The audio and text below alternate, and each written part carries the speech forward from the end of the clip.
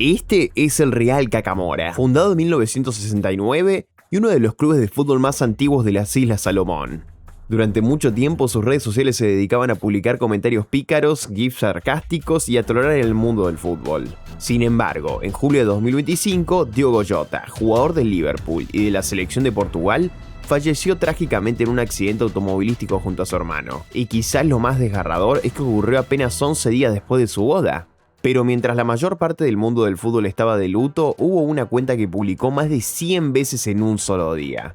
Y esa persona que literalmente se aprovechó de la muerte de Diogo Jota para generar interacciones no fue otro que Fabrizio Romano. Porque este pequeño club, el Real Cacamora, un equipo de quinta división de un país que la mayoría de los aficionados ni siquiera sabía ubicar en el mapa, dijo en voz alta lo que muchos solo se animaban a pensar en silencio. Señalaron directamente a Fabrizio Romano por explotar de manera tan descarada esa tragedia. Fue tan grave que el subreddit oficial del Liverpool prohibió todas las publicaciones y republicaciones de Fabrizio Romano relacionadas con ese caso. Y como pueden ver, muchos de los comentarios explican perfectamente por qué. Y si creen que estoy exagerando con lo de las 100 publicaciones, no lo estoy. Un aficionado incluso grabó un video contando una por una todas las publicaciones que Fabrizio Romano hizo ese día sobre Diogo. Porque quizás hace 5 años, escucharle decir "Here we go" significaba que un fichaje estaba completamente cerrado. Pero hoy, para cada vez más aficionados del fútbol, esa frase significa algo muy distinto. Acusaciones de cobrar dinero para promocionar determinados fichajes y así inflar aún más el valor de ciertos clubes o jugadores. Acusaciones de recibir pagos para mejorar la imagen pública de futbolistas que enfrentaban denuncias por violencia doméstica,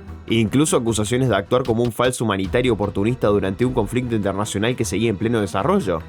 ¿Qué le pasó a Fabrizio Romano? Porque hoy vamos a recorrer una línea de tiempo llena de controversias y comportamientos bastante cuestionables que poco a poco han ido destruyendo la reputación de uno de los mayores influencers del fútbol. Este es el lado oscuro de Fabrizio Romano. El 6 de febrero de 2023, un terremoto de magnitud 7,8 sacudió al sur de Turquía. Esta catástrofe terminó cobrando la vida de más de 50.000 personas solo en Turquía. Y entre las víctimas estaba Christian Atsu, exjugador de la Premier League e internacional con Ghana. Al principio permaneció desaparecido durante un día. Después, tanto la Federación de Fútbol de Ghana como el vicepresidente del club en el que jugaba Atsu publicaron comunicados asegurando que había sido encontrado con vida. Pero aquí es donde la versión de Romano deja de ser una simple republicación, porque el 7 de febrero, en su propia página de Facebook, no se limitó a decir que Atsu estaba vivo. Añadió detalles muy específicos que no aparecían en ninguna otra versión. Romano publicó que Atsu había sido encontrado con una lesión en el pie y con dificultades para respirar. Información muy concreta y además bastante tranquilizadora. El problema es que era completamente falsa. Ahora bien, entiendo que la Federación de Ghana y el vicepresidente del club fueron quienes difundieron inicialmente esa información falsa, pero lo extraño fue que Romano añadió detalles adicionales para dar la impresión de que él tenía la exclusiva y sabía más que el resto. En otras palabras, tomó una noticia falsa que ya estaba circulando y le agregó información para hacer parecer que tenía acceso privilegiado a más datos, solo para que al día siguiente se confirmara la trágica muerte de Christian Atsu.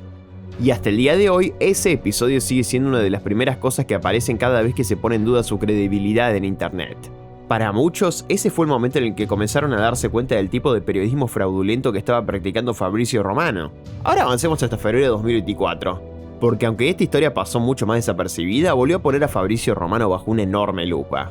El medio danés Tipsbladet informó que había obtenido documentación según la cual una empresa vinculada a Romano, Memo PR, había contactado a varios clubes de fútbol ofreciéndoles menciones pagadas. De hecho, el portavoz de prensa del FC Copenhague lo confirmó públicamente.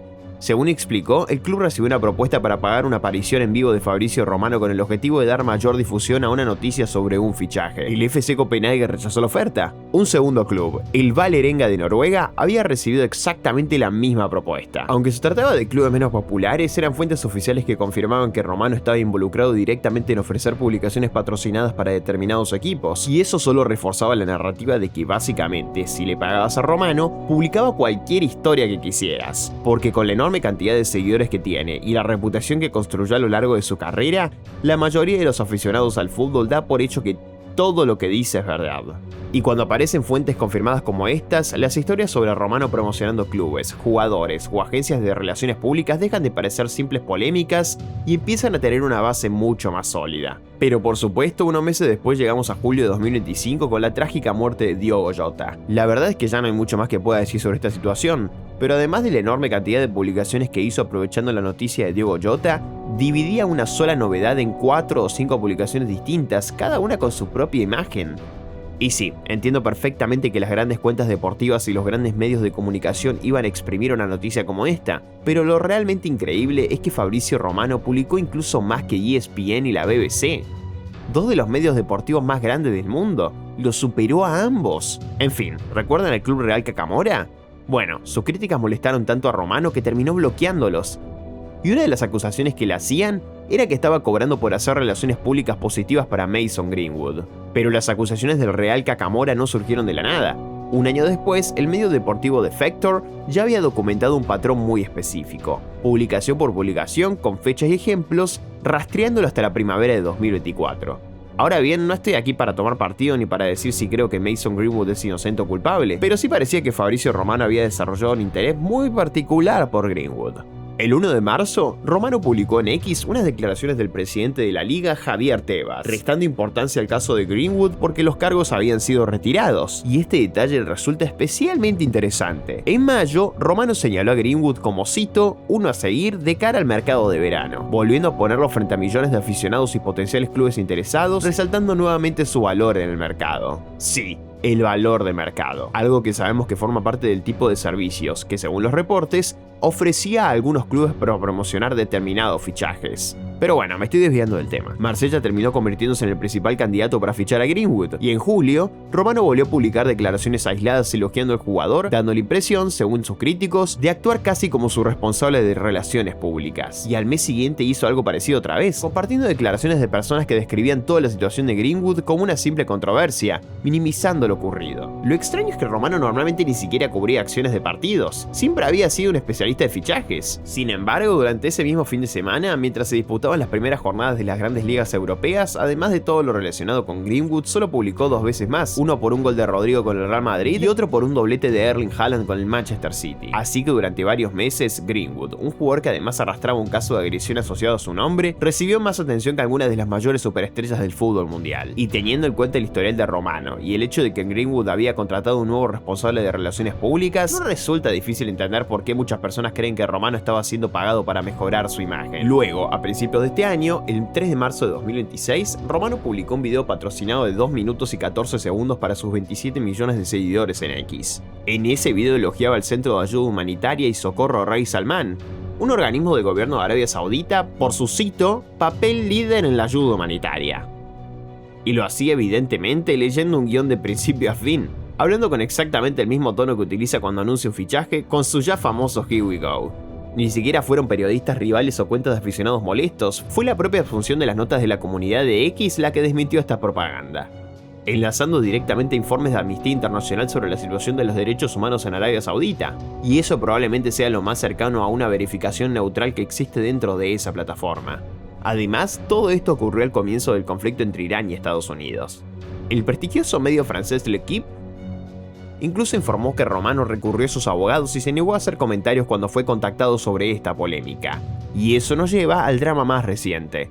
A principios de junio, Fabrizio Romano informó sobre unas declaraciones de Julián Álvarez en las que supuestamente expresaba su deseo de abandonar el Atlético de Madrid. Fue entonces cuando Luke Edwards, corresponsal del Telegraph especializado en Newcastle, hizo públicas unas durísimas críticas contra Romano. Lo acusó de seguir un método muy concreto, fabricar la sensación de que un fichaje está avanzado mediante una avalancha de publicaciones repetitivas y recompensadas por el algoritmo. Edwards también afirmó que Romano realmente no tiene acceso privilegiado a Newcastle, es decir, no le paga ni le proporciona el tipo de acceso que, según él, otros equipos sí le ofrecen. Y hace apenas unos días ocurrió algo todavía más llamativo. Probablemente sea el caso más cercano hasta ahora de un periodista rival afirmando públicamente que no se puede confiar en Fabrizio Romano. Todo comenzó con el posible traspaso del joven de 19 años, Jan Diomandé, desde Leipzig al Real Madrid. Una vez que el PSG abandonó la carrera por el jugador, Romano informó que Diomandé había decidido fichar por el Real Madrid. Poco después publicó su clásico Here We Go, asegurando que el acuerdo estaba completamente cerrado por más de 100 millones de euros y con contrato hasta 2031. Pero casi inmediatamente Inmediatamente Florian Plettenberg de Sky Alemania contradijo esa información. Según Plettenberg, todavía no existía un acuerdo definitivo. Explicó que el Leipzig, el Real Madrid y el entorno del jugador seguían negociando los últimos detalles y añadió que la oferta de 100 millones de euros incluso había sido rechazada. Vino a decir que Romano estaba exagerando, que sus informaciones se basaban más en probabilidades y filtraciones que en acuerdos realmente cerrados. También lo acusó de publicar resultados de partidos antes de que terminaran únicamente para ser el primero en informar. Después de que salieran a la luz esas declaraciones,